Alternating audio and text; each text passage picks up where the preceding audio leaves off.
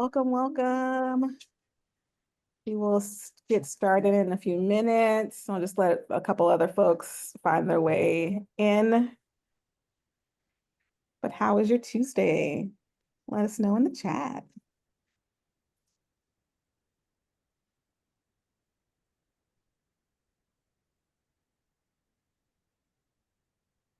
I was just telling the coaches that, I was a little tired after working today, but these conversations always get me so hyped and so excited and energized. So by the end of this, I'm going to be doing backflips. I probably won't because, I'm in the 30s, the late 30s. So we won't be doing that, but I will have the feeling as such.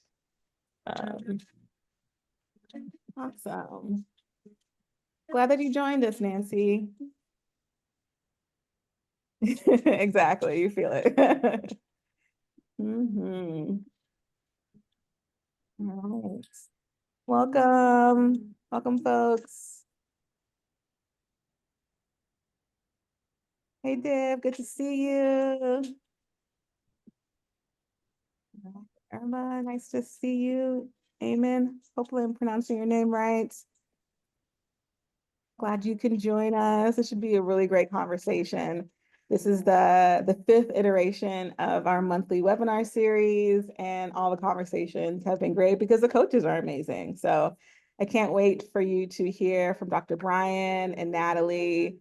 I think Natalie has the award of like being the first coach on the platform, maybe. So she is absolutely an OG. And really excited to have her share all of her knowledge and amazingness with you all. All right, I will jump in. For folks that are here, you will get a recording of this. I will generally send them out by the end of the week. But yeah, let's jump in. So if you're new to Insightful, haven't been here before, welcome, welcome. I'm Brittany Canty. I'm the founder and CEO. And I started Insightful in 2023, partly to bring equity to coaching. I had a really great experience with my first coach, who I still work with today. She helped me land my first VP of product role and increase my salary like 75,000 in less than 18 months. And I was like, man, this is so transformational in so many ways that this needs to be available for everyone, particularly the people that need it the most. And so Insightful was born. So again, if you're new, it's a really simple kind of premise. You take these 5-question surveys, you earn tokens, and then you can redeem them for free one-on-one coaching. And two of the coaches on our platform, Dr. Brian and Natalie, are here to share a bit about our topic, but it's super easy. Invest 15 minutes and you can get, $200, $300, $400 sessions. So the financial barrier is not a blocker for you getting to whatever next step looks like for you. All right, so I will jump in. Again, you're here because you belong here. So that is our theme this month: cultivating confidence, safety, and self-trust in your career. If you're new to Insightful on the platform, use this invite code, you belong, and we'll kind of gift you a couple extra tokens to kind of get you started.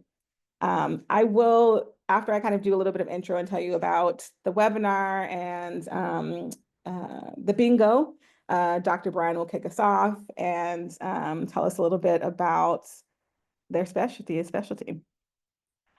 So webinar bingo. I will put the link for a custom bingo card in the chat, but essentially all you have to do is click on that, enter your email so that I know whose bingo card is attached to whom. This is how we'll follow up with you after any winnings. And then just a simple cross off words that the speakers say. So they don't know what's on the cards. So don't prompt them. Don't be like, hey, what's your favorite authenticity? All right, so we're gonna do a little bit of an honor code here. But it's just like a fun way to kind of keep engaged during the next hour. And so anyone who wins, I will follow up by the end of the week to help with the tokens or the free sessions. And so speaking of what do you win, well, first here is what the bingo card looks like. Again, everyone will kind of get a custom version of this. This was kind of March's version. But the bingo prizes. So if you do a traditional bingo, a vertical, horizontal, diagonal line, you'll get 25 tokens. Double bingo, 50 tokens, which is generally enough for like a 30-minute session with somebody on the platform. So you can immediately walk out of here with a free one-on-one session. If you do a blackout bingo, you'll do a free 30-minute session with anyone of your choice. Some of the coaches have higher token costs, so this will make sure that you get exactly who you're looking for. And then ask questions, and we'll give you 10 tokens for every question that you ask in our chat. So that is pretty much it. I will stop sharing and thanks. I'll turn it over to Dr. Brian if you want to unmute and yeah, go for it. Sure thing. Yeah, absolutely. Hello, everyone. So excited to see all of you this afternoon, evening, depending on where you are. My name is Brian Arao. I use he, him, his pronouns. Super duper excited to get to be here with you today and to speak for a little while on the theme, right? I'm talking specifically about tapping into your leadership superpowers. I'm joining you today from my home in Sacramento, California, which is the current and ancestral home of the Nishinan, Maidu, Miwok, and Miwok peoples. In these kind of intros, we often, start by stating our job titles. But as I often tell people who I work with as a coach, there's a really big difference between your job and your work. Ideally, your job is a forum for you to do your work, which is more of a calling, right?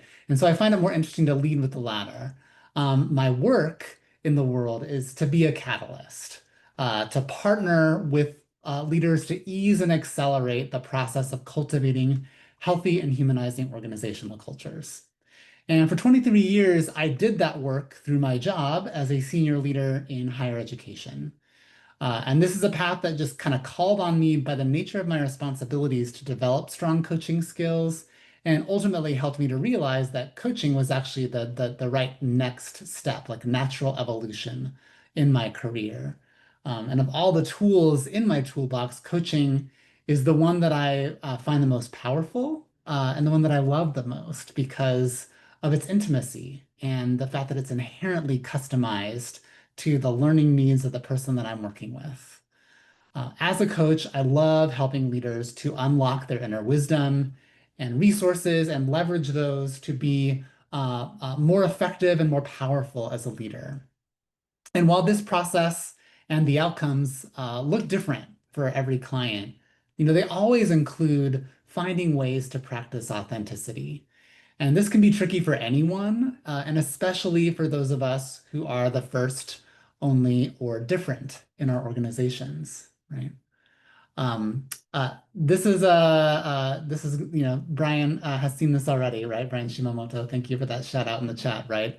Photo on the left is my all-time favorite picture of myself. Speaking of authenticity, why is that, right? It's because it's proof that I have always known exactly who I was. I didn't have the language when I was in diapers to understand all of what it meant to be queer. I just knew that I loved wearing heels, right? I loved how it felt. But it wasn't too long after that photo was taken that I started learning to be ashamed of being queer. Um, from things like my mom kind of saying, "Oh, be careful, about who you do that in front of." Being laughed at on the playground when we were playing superheroes and I wanted to be Wonder Woman, and not realizing that was going to be an issue, right? Learned it from being called the F word, right? For being, just a little too interested, perhaps, in other boys. Um, Now, that shame meant that the heels went away for a very, very long time. I stuffed down my true self and I just tried to play the role that others wanted from me and expected of me in every sphere of my life. Um, and those things limited me in so many ways, right? Including the work I did as a leader. And it wasn't until I began the lifelong work of coming out, first to myself and then to everyone else, that I started to rediscover the wisdom of the kid on the left and let him talk to the guy on the right a little bit more, right? And so now when I need to lead others, right, if I need to speak to an audience, feel confident and grounded in my own skin, I am very likely to be putting on a pair of heels.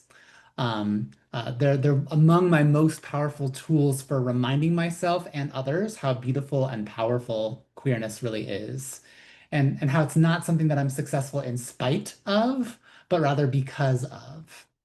And I'm sharing this with you today and this webinar as one of multiple revelations that I've had in my life that helped me to get in touch with the power that comes from my minoritized identities. And this journey has been really foundational in cultivating my self-trust and emotional resilience, which are essential for showing up as your full self in any professional space. And getting in touch with that power requires recognizing all the false and disempowering narratives that I've internalized, as well as remembering or creating more truthful and more empowering stories. And so when I'm coaching leaders with minoritized identities, I often support them in finding and telling those kinds of stories, first to themselves and then to others. And the telling part of that is really important because that's the telling of the stories that helps us to retain and to draw more readily on the inner wisdom that's embedded in those stories and to illuminate possibilities for others as well. So I'll be sharing a reflective activity that might help with this kind of storytelling as some optional homework after this webinar. I am a coach after all. We do love homework and coaching, right? And so to help with this assignment, should you choose to accept it, you don't have to. It's always optional as well. Again, I'm a coach. My agenda is your agenda. Um, let's just briefly explore some concepts that are helpful here of deficit-based and asset-based thinking, right? So what is deficit-based thinking? This is a term that was coined by Richard Valencia, who defined it as a mindset in which students, college students, and particularly students of color, are presumed to be the cause of their own struggles in education. And so from this stance, when there's a student experiencing any form of hardship or difficulty, the assumption is there's some fault or failing within them that needs shoring up, right? And this concept has shaped critical scholarship around educational equity for many decades now, and it's also been extended because it really applies to multiple kinds of minoritized identities, not just racial identity. It can also be used as a lens to understand not just students' experience, but also anybody's, right? Our own experiences as leaders, because deficit-based thinking tends to narrow or limit possibilities for all of us, right? By contrast, asset-based thinking can really illuminate a wide range of possibilities, and it frames minoritized identities and experiences as a source of strength and challenges the notion that they're liabilities, right? And this really aligns with Dr. Sean Harper's work on anti-deficit approaches to education, and also has its roots in Tara Yoso's work on community cultural wealth, which highlighted the unique resources Latinx and Latine students bring to their schooling. So as an example, right, you're going to see my love of superheroes a couple times in this presentation, right? I love this part of the Blue Beetle movie, right? Where Jaime Reyes is really showing us, right, a really great example of asset-based thinking about community cultural wealth, right? His identity and the love that he feels and expresses for his family is actually a strength rather than a weakness.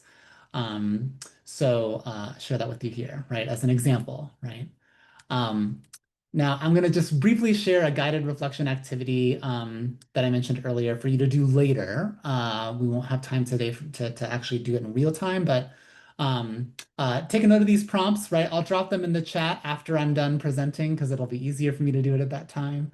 But you can also take a screenshot of this slide if you want to once all the prompts are on for it. So first, what's a deficit-based leadership story you've been taught and are still carrying regarding one of your minoritized identities, or a way in which you diverge from normative expectations of one of your majority group identities if you don't have any salient minoritized identities?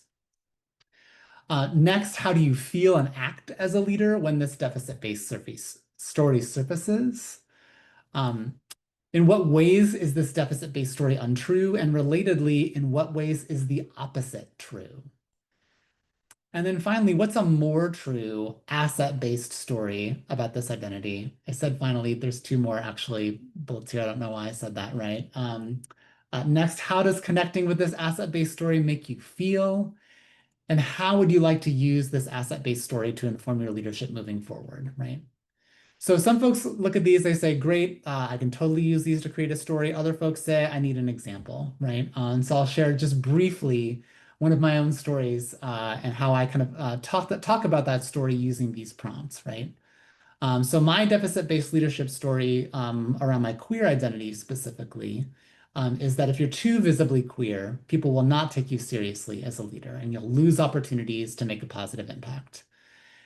And when this story surfaces, I feel shame, I feel sadness, I make attempts to cover my queerness. Um, in what ways is it untrue? Well, the harder I lean into my queerness, actually, the more powerful I feel.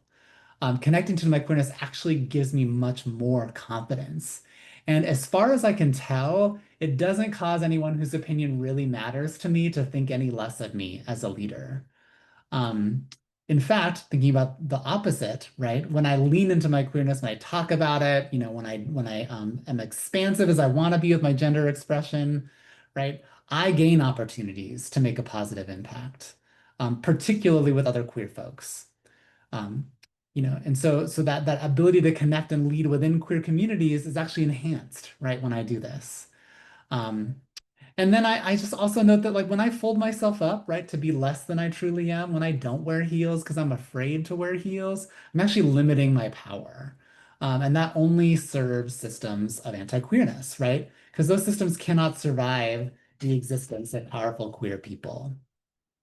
Um, a more true asset-based story about my identity is that being visibly queer makes me feel good and helps me to connect with, access, and use my power as a leader, right? I'm more confident, I'm more inspired, more at ease, right? And therefore more inspiring the harder I lean into queerness.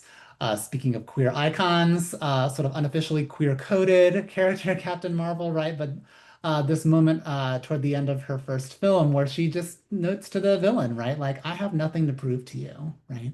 And that's what leaning into my queerness really helps me to do, right? And it makes me feel fabulous. That's how I feel when I connect to this story, right?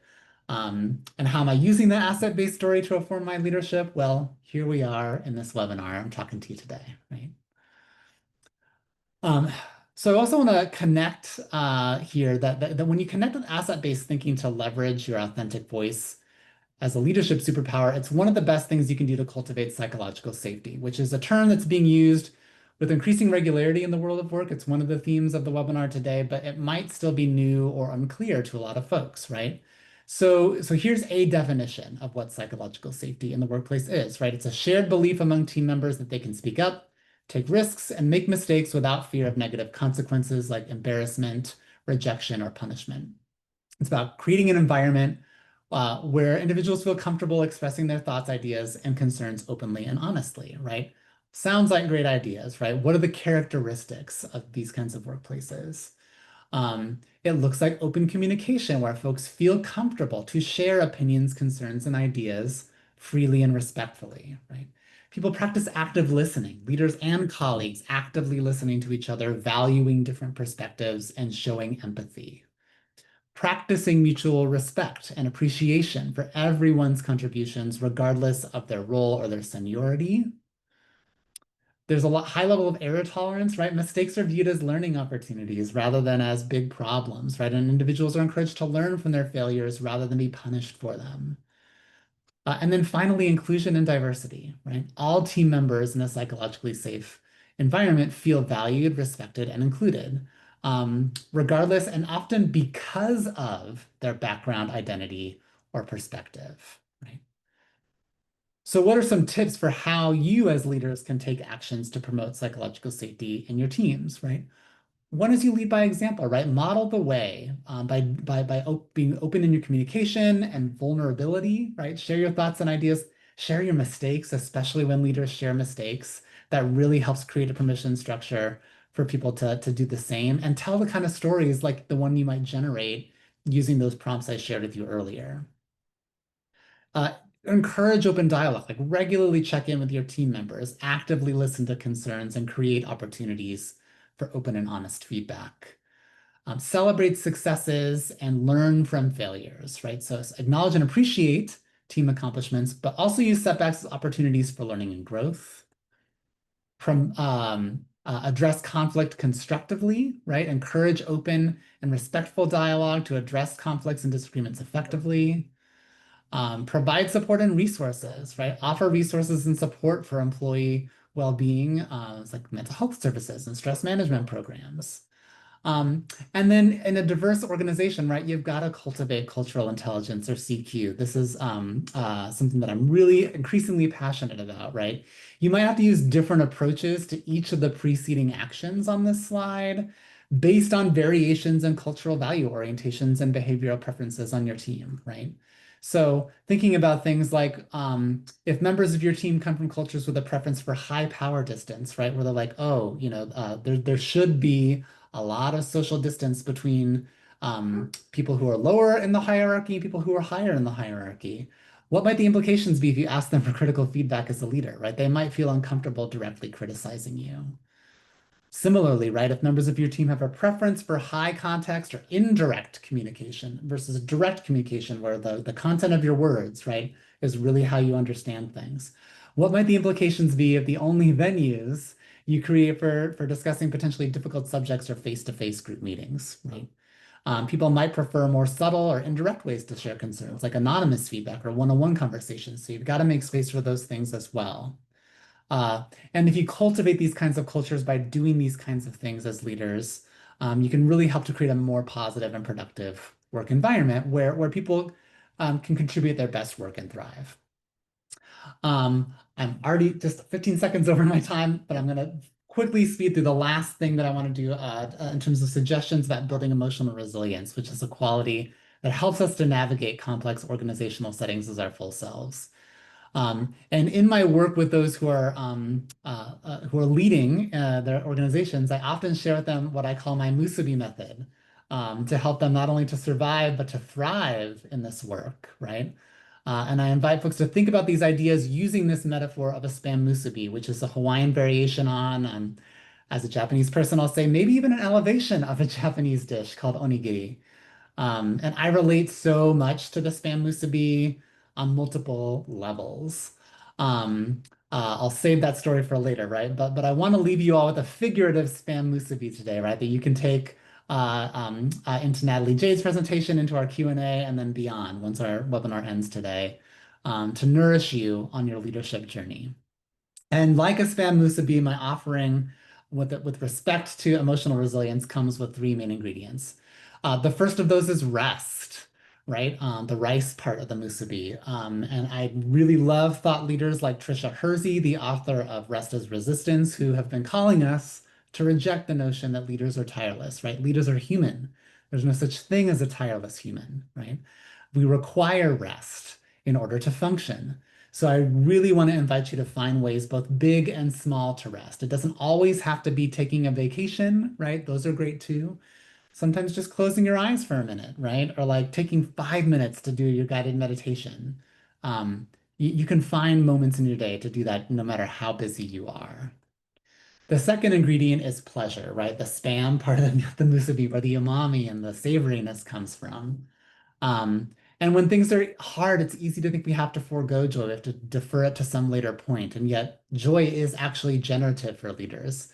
As Adrienne Marie Brown tells us, there's no way to repress pleasure and expect liberation, satisfaction, or joy, right? So I really want to invite you to take some time and do something every single day that brings you joy, whether on your own or with others, right? Which brings us to that third element, the community, the nori, the seaweed that kind of wraps all the parts of the musubi together, right? Humans are a social species. We cannot survive on our own. Not even those of us like me who are introverts, right? Um, and so sometimes we practice joy through community, right? By being together with each other and sharing the work of leadership with other people. For me, I do that as a member of the Sacramento Gay Men's Chorus, right? I get to, every week, I get to make music with a diverse group of queer folks and our allies. And that's a way that I experience both joy and community at the same time. So with that, I want to just say thank you so much for your time and attention today. Thank you for assembling. I love our little team of Avengers here. This diva is now pleased to pass the mic on to Natalie Jade. I'm really looking forward to learning from her for the next 15 or so minutes, right? And then reassembling with all of us and engaging more during the Q&A period.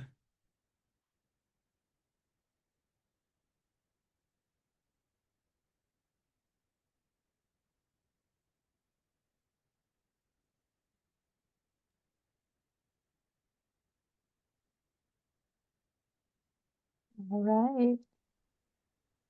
Let's. That was excellent. I loved every second of that. Thank you so much, Brian.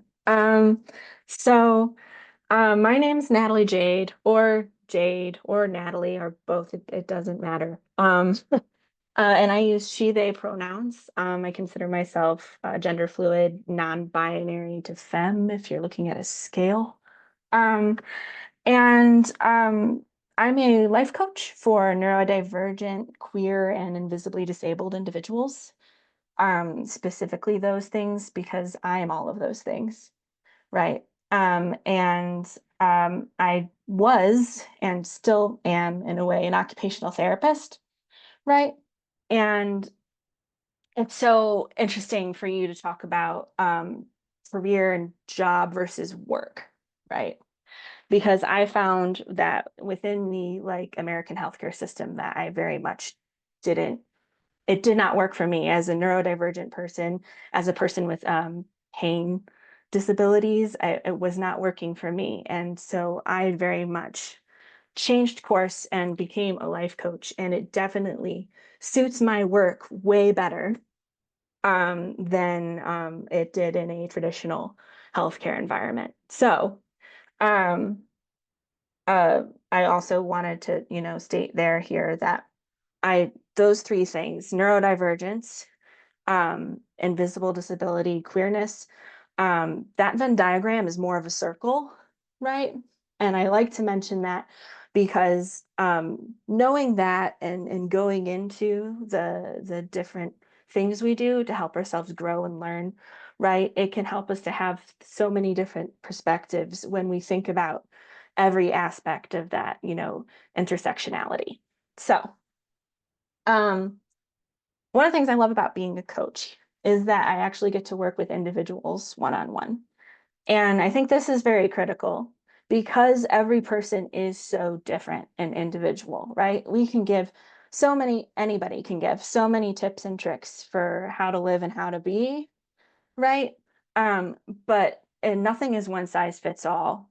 And when we really explore ourselves and look inward and really learn about ourselves and become our authentic selves, that's when we can really cultivate like an environment and a space and a way of being that best suits us and elevates us, right? For our strengths, all of those sort of things.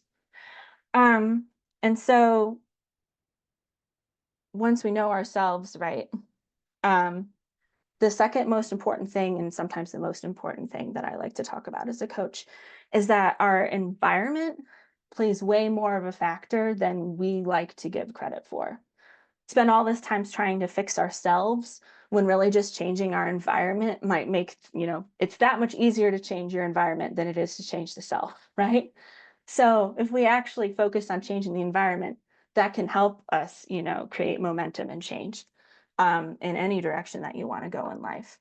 And explicitly, like here with environment in the workplace, right, that gets to be a little harder sometimes. Because if you're going into work, right, if you don't work from home, you don't quite have as much autonomy and control over that environment, right?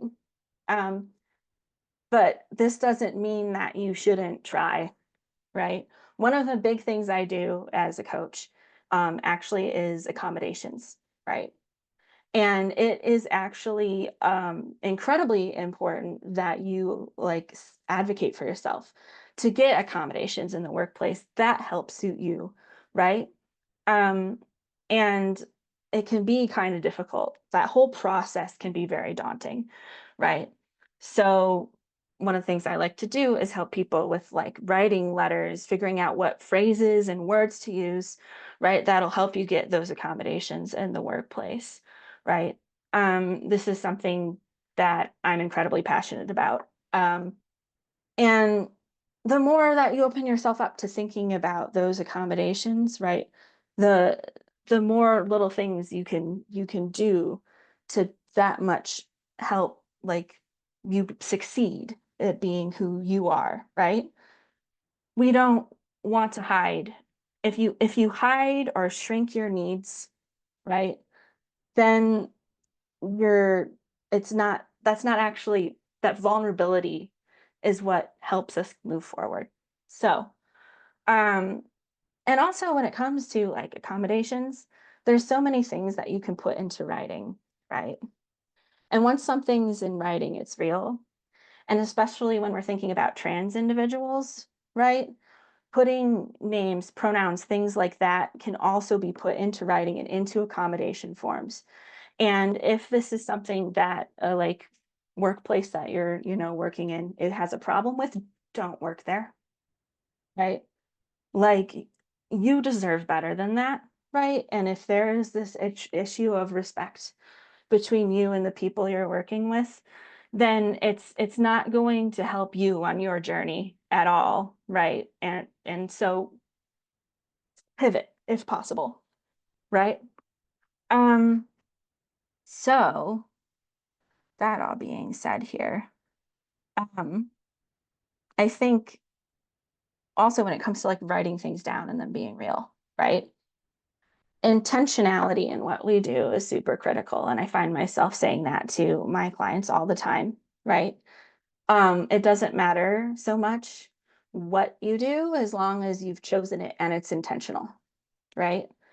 Um, so when you're, showing up as yourself and trusting yourself in that process, being intentional in the choices you make and asking for the why behind those choices is really what's going to, again, keep you moving on that path to whatever success looks like for you.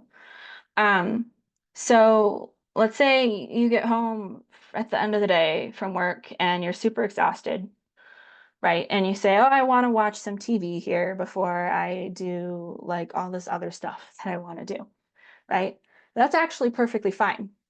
The problem is when we do that, we don't choose it and we don't choose when the activity ends, right?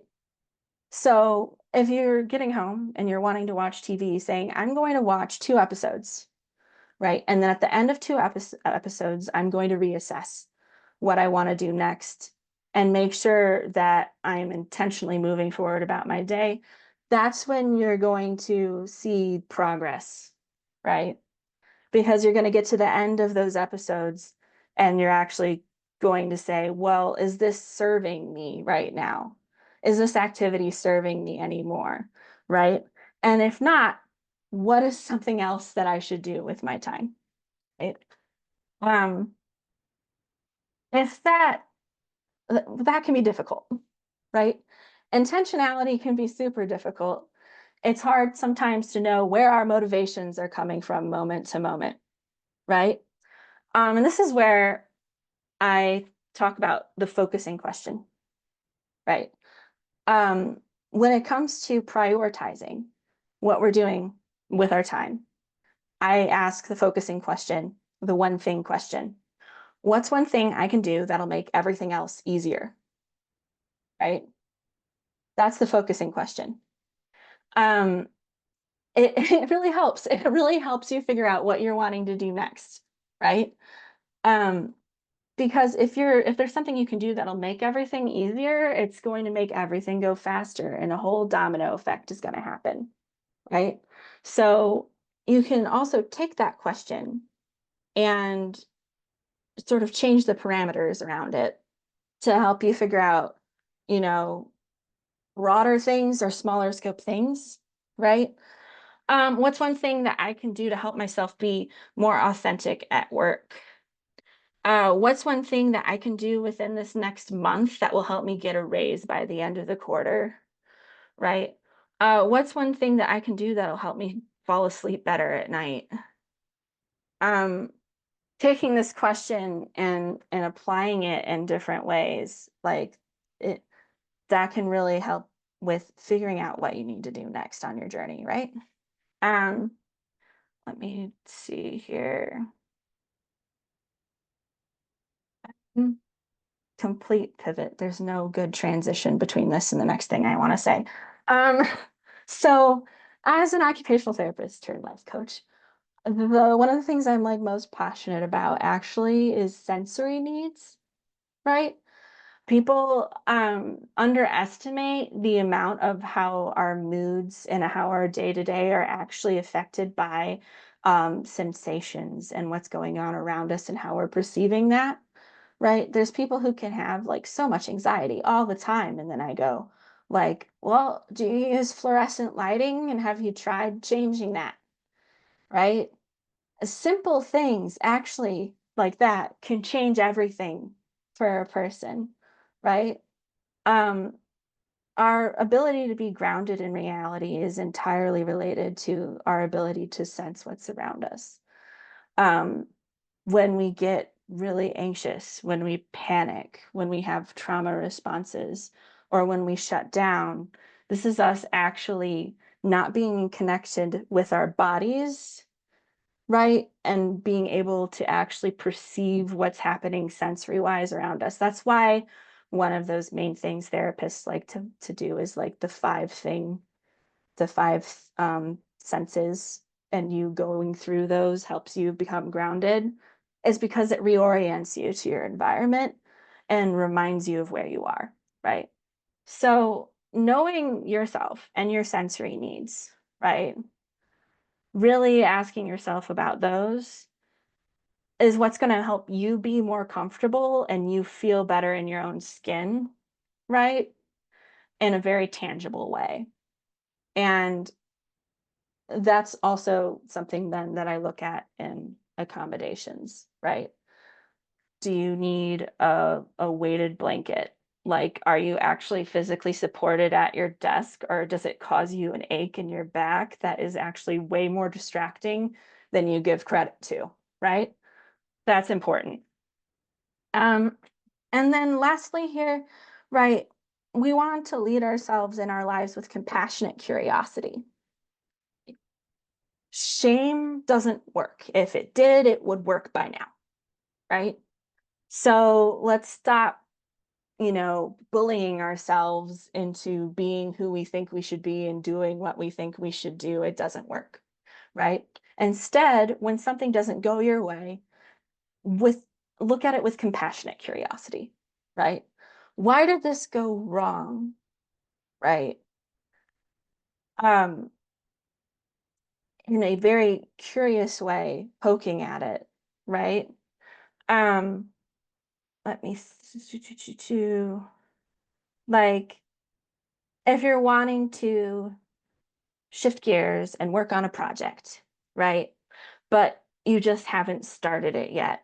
And you even set an alarm to go off to tell you to do it, right? And then you don't, that instead of beating ourselves up into making that work, sitting there and asking, well, was it the time of day? Do I focus better at the beginning of the day when it comes to a new creative project, right? Oh, did I have enough to eat, right? What was what was around me, right? And like, is it that I haven't planned it out well enough? Have I not broken the steps down of this project enough and it just looks daunting and I freeze? What there's a very, really curiosity, like curiously ask yourself and compassionately ask yourself what's happening rather than kicking yourself, right?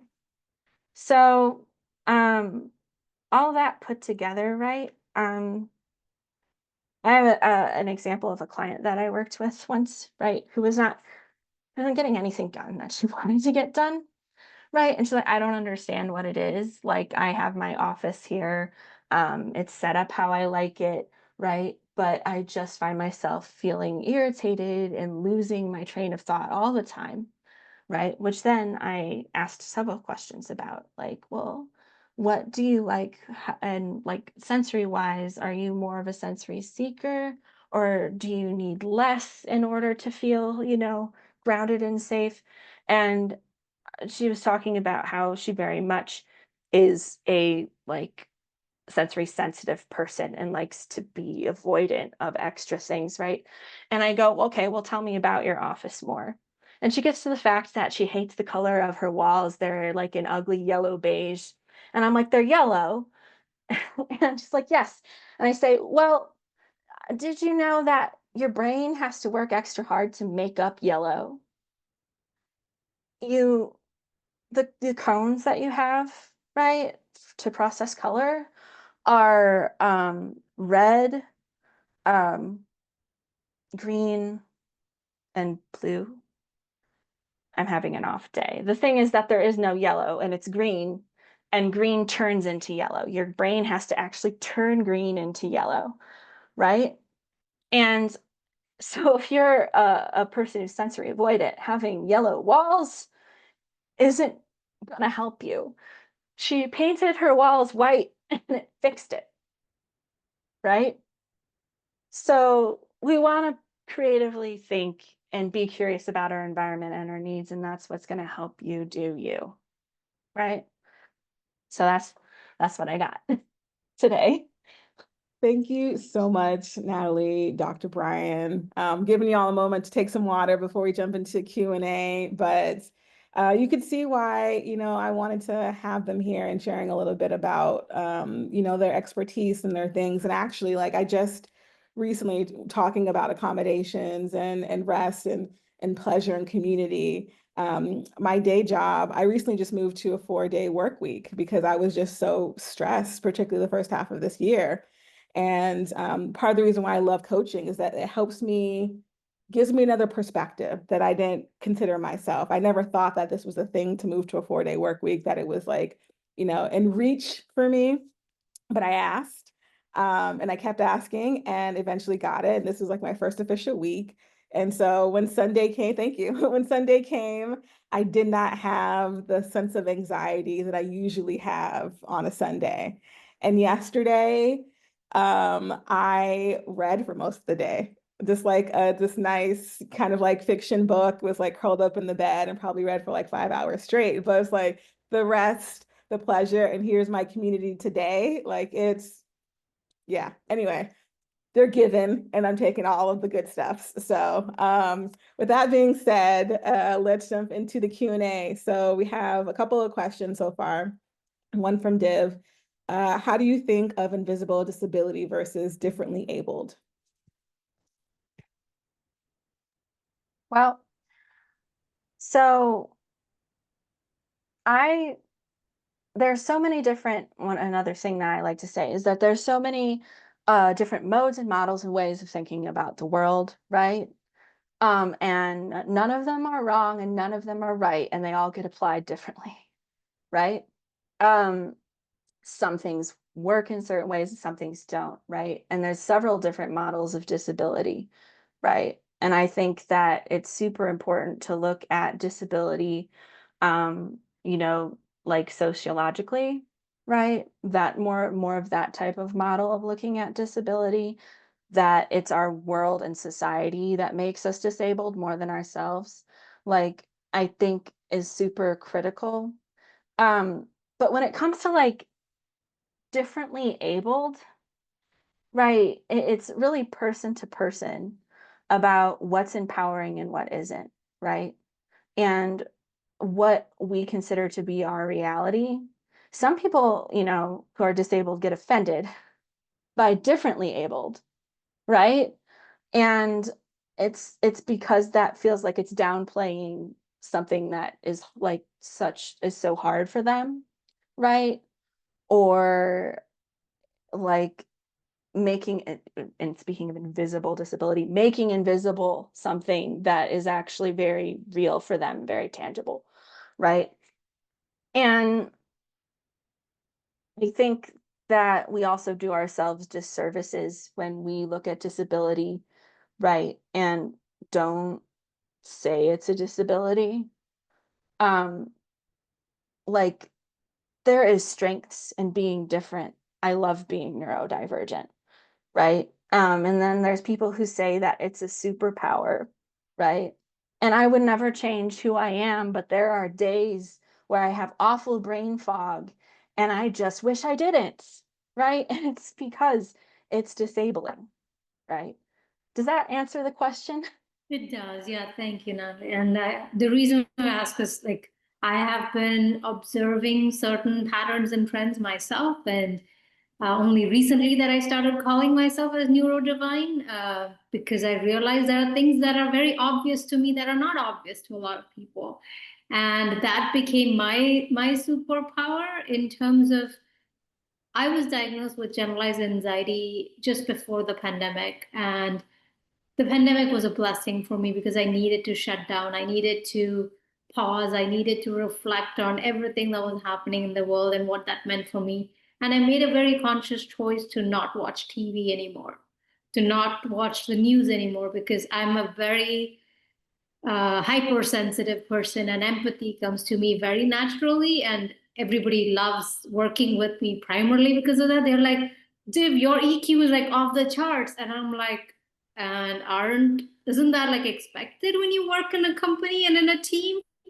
And it just used to throw me off a lot. And now I know how much rest I need. And like Brittany was saying, right, like I was part of the SF Wellbeing Fair on Saturday and I was surrounded by people. And Sunday, I'm like, all I'm going to do is be glued to the sofa and only read. I'm not even going to do household chores other than getting my laundry done, nothing else, right? Like that was my total sensory shutdown moment. And I'm grateful that I can take that time to do it. But not everybody has that, right? So like that's why when I'm applying for a job and I have this disability form that I'm filling out every time, there are days where I'm like, yep, that is me. I will check it off. And there are days where I'm like, is that going to be someone looking at my application as a oh, this person wants to be a leader, but then how can this person be a leader when XYZ criteria comes in play? And that's where there was one, I don't know, like a conference or something where they talked about invisible disability and then they reframed it as differently able. So I was just curious to hear your thoughts. So I appreciate your input there. Thank you. Awesome. And so there was a follow-up question on how do we know what accommodations we need as neurodiverse? Again, where that, self-reflection is really important, right? And where when I do work with people individually, I ask so many questions, right? And it can take sometimes even a few sessions to really come up with that list of like good accommodations, right? And it can, if we think about like when we are really comfortable, when we are letting ourselves do what we want to do and just do life, right? What are you doing that like if you went into work, you wouldn't do anymore because of how you're afraid other people will look at you? Right. And those are the things specifically too that you put on accommodations lists, right? Like, oh, I'm worried what people will think of me if I'm always wearing these like noise canceling headphones around the office. They're going to be afraid I come off as standoffish, right? Like I'd rather just deal with it. But then that doesn't actually, it's not conducive for you working, right? So you put the noise canceling headphones on an accommodation form. It becomes a discussion, right? Where these are things that I'm using, I'm accommodated with these, right? It's not me trying to be standoffish, it's helping me focus and do my job, right? And if you need to speak to me, please like tap on my shoulder, like coming up with these and having these conversations, right? But yeah, there's so many different things that you can put as an accommodation. And that was just one example. And It's a helpful example. Thank you. Awesome. Okay, so looks like Brian mentioned, I appreciate Dr. Brian's work on Brave Space and use it frequently. How do you connect that to psychological safety?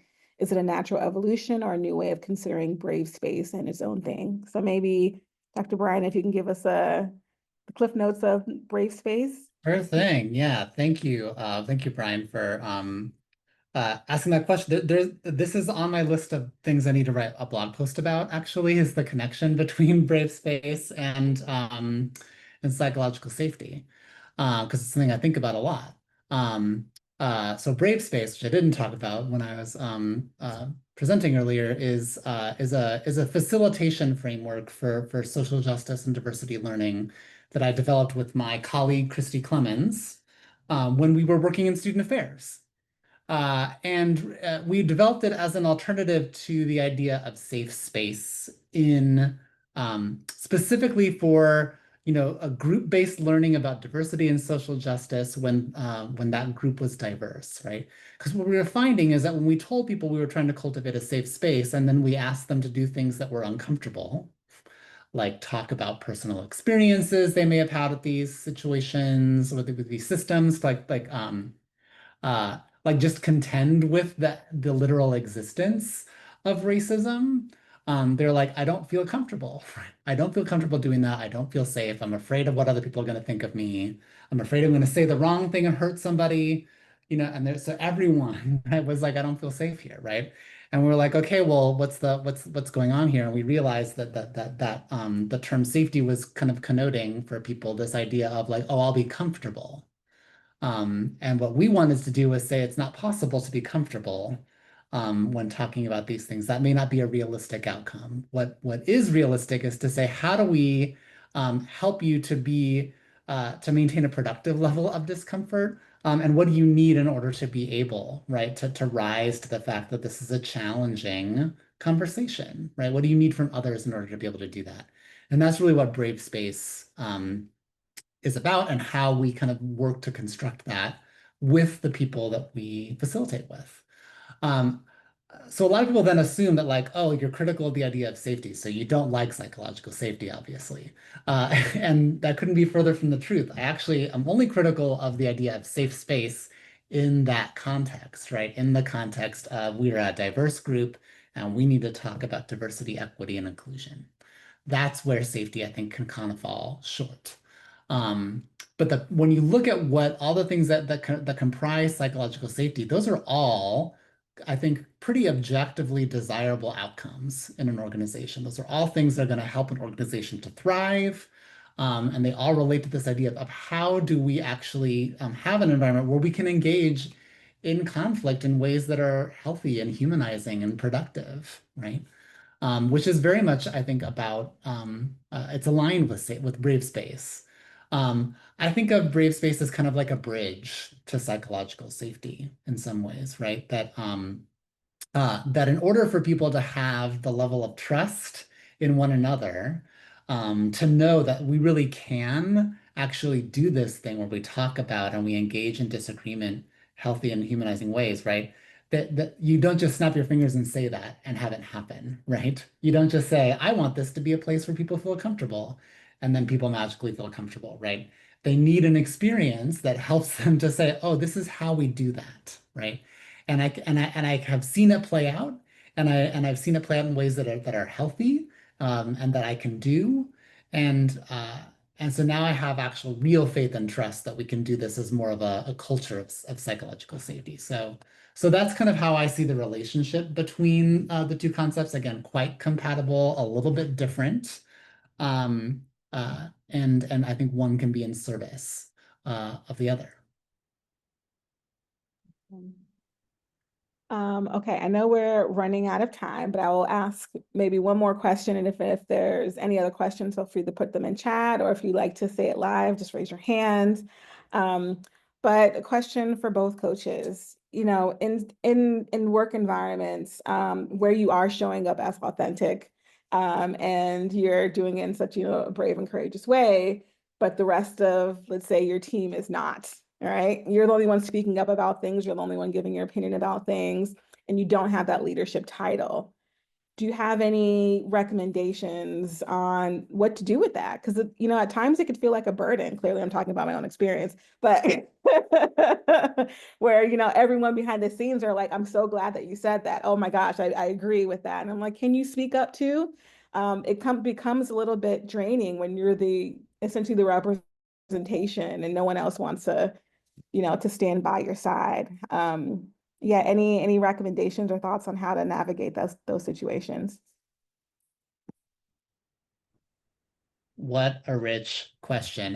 And Brittany, I trust you are far from alone in that experience. I mean, it's one of the most common things that comes up in the work that I do with leaders too, as a coach and as a consultant. And you know, that sense of like, I am the only one, right, doing this. And I'm not the only one who thinks this, right? I'm not the only one who has these ideas, but I'm the only one putting them forward, right? And so, you know, from a coaching lens, I mean, my perspective is often around, what do you want to do about that, right? Um, I do, and a question that I often pose to folks is, do you want to stay and thrive, or do you want to leave and thrive, right? Thriving isn't optional, I hope, right? Um, so what would it look like for you to stay in that environment and thrive? Often it looks like, well, I got to figure out how to influence some other people to actually step up to the plate because I can't do this by myself, right? Um, it's perfectly fair, right? It also sometimes looks like, okay, like I'm not going to get that energy at work, so I got to get it somewhere else in order to keep bringing it to work, right? I have to take care of myself, right? Or I have to engage in community care outside of work in order to be able to do this at work, right? That, if the decision is stay and thrive, sometimes those are the questions that come up, right? The things we have to answer for ourselves. If the question, but sometimes the question is leave and thrive, right? I loved it when Natalie Jade said, right? Like, you know, if you're not getting respected where you are, like you can leave. And I particularly want to emphasize that especially when we hold minoritized identities, we get told in a lot of different ways that that's not true, and we start to internalize that belief, right? That we have to take what we're given. And so I really love to work with people to say, what if that's not true? In what ways is that not true, right? To really help open people up to the possibility of, like, you know, our minoritized communities have been like creatively thriving for like all of history, right? And so tapping into that like that lineage and saying, okay, like really what would it look like for you to leave and thrive? And what has to happen for that to be possible, right? And to really kind of take it out of this realm of I can't, right? Not to discount barriers, but rather to say, acknowledging those barriers are there, what is still possible for you? And often that's where a lot of really great stuff emerges. Okay, then oh, yeah, Natalie Jade, if you have anything to No, add. yeah. Yeah. I was gonna say there's not that, you know, that's it. Like Dr. Brian's got it, right? But I was thinking about also what you said earlier, Dr. Brian, about how sometimes the mode that you communicate things, sometimes you can change that, right? Like if you're in a situation at work where you're the one saying these things over and over, and then your coworkers are agreeing with you in the aftermath, well, you can still, even if you aren't in a leadership position, be a leader in this situation and reach out to these various people, make a group chat, say, listen, right, this is a moment of vulnerability, obviously, and knowing like you have to sometimes give a little to get, right? Saying to these people, I've been doing this so much, right? And we're all in this together. And what can we do instead now as a group, right? To talk about these different issues? Like, could we write something? Is there like a different mode that we could go about sending an email to leadership about these different issues as a group, right? Like you can cultivate that community and sometimes, you know, be that leader and change the situation, you know, just depending on how you go about and communicate with people. But again, that's still going against the status quo a little. It's still, you know, like making a group chat, right? It was just an idea and a thought I had when you're going through all of these different things, right? Um, I tend to be kind of problem solving as a coach. So like you gave me a problem and I'm like, how would I go about this problem? So there you go. No, I totally appreciate it. And I do second that group chat. In one of the last organizations I worked with, there was a bunch of layoffs happening, and we all actually ended up getting into a group chat and sharing a lot more of our experience. And I realized, wow, if we would have talked to each other earlier, like maybe we could have changed the outcome of, you know, the experiences that everyone felt, you know, because sometimes you can just think it's just you in the meeting feeling this way again, you know, but I know we're coming to time. So I want to thank our speakers again, Natalie Jade, Dr. Brian. Thank you so much for sharing your knowledge and your wisdom and your experiences with us. I mean, the claps, the hearts, all of I think we all took at least a couple dozen nuggets out of this conversation. And yeah, so again and again, if you're unfamiliar with Insightful, we invite you to join the platform. Both Dr. Brian and Natalie Jade are on it, so you can work with them for free for as much as long as you want to, hopefully for forever and a day. And just stay tuned for our next webinar, which would be in late July. And let's continue to, continue the conversations, continue to build the community. Again, it's the end of it, and you can tell my energy is already like sky high. I told you these things get me like hyped. So thanks for spending the last hour with me. And we'll see you soon. All right.